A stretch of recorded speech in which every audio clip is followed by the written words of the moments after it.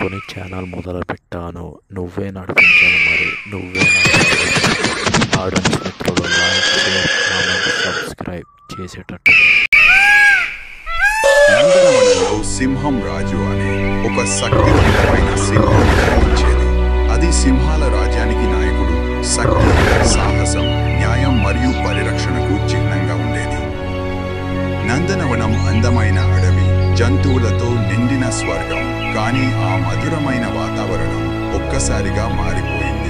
ఒకరోజు ఆ అడవిలోకి దుష్ట నరసింహుడు అనే కిరాతక రాక్షసుడు ప్రవేశించాడు.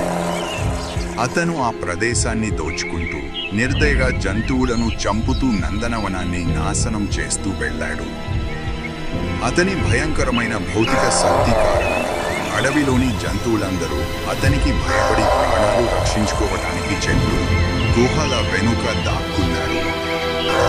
జంతువుల కష్టం చూసి సింహం రాజు హృదయం కదిలింది. ఈ రాక్షసుడికి గుణపాఠం చెప్పాలి, లేకపోతే నందనవనం పాడైపోతుంది అని అది అనుకుంది. సైన్యంతో కలిసి రాక్షసుని ఎదుర్కోవడానికి సిద్ధమైంది.